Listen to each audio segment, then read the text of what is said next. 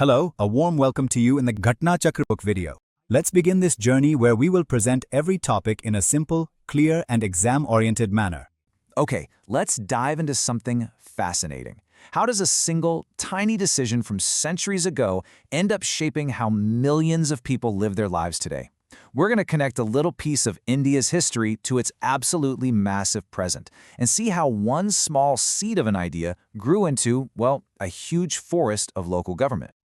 So let's just lay the puzzle pieces out on the table. On one hand, you have the past, India's very first municipal corporation, set up way back in Madras. Just one, a single entity.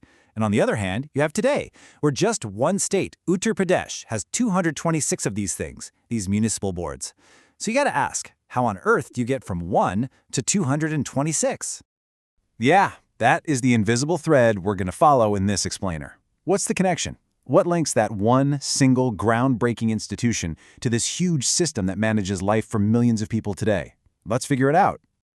All right, so to really get our answer, we've got to go way back. Right back to the very beginning, to the very first foundation stone that was laid for local government in India. And here it is. This is our ground zero. You see, setting up the Madras Municipal Corporation, that wasn't just some boring paperwork. No way.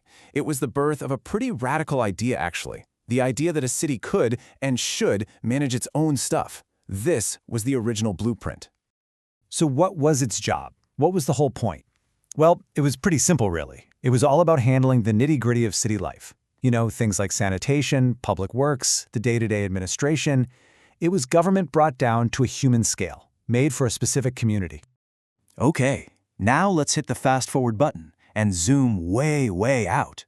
We're jumping from that one single city to the mind-boggling scale of modern India.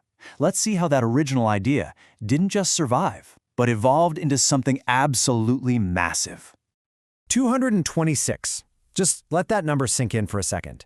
It's a big number for sure, but it's so much more than just a statistic. What it really represents is the incredible multiplication of that one simple idea from Madras. It shows how that idea had to adapt, had to grow, in order to govern a huge modern population. And here's the kicker. Here's the crucial context you need. That number, 226, that's not for the whole country. Oh no, that's for just one state, Uttar Pradesh. We're talking about a state with a population bigger than most countries on the planet. What you're seeing here is the Madras model, but copied and pasted and scaled up to meet an absolutely incredible demand. So, okay, we've got our past and we've got our present. Now it's time to actually draw the line between them. Let's connect those two dots. How did that one original idea become the blueprint for hundreds and hundreds more? I mean, this really shows the journey perfectly, doesn't it? You start with this single little point of light back in Madras, and then over time, as India's population just exploded and life got more complex, that one little point was copied again and again and again until you have a whole constellation of local governments lighting up the map. Which, of course, brings us right back to the big question. Why? Why this massive expansion? I mean, it didn't just happen by accident. Turns out there's one single, really powerful reason behind all of it. And here it is. This is the answer. The thread that ties this whole story together is a concept called administrative convenience. Now, that might sound a little dry, but it's an incredibly powerful idea.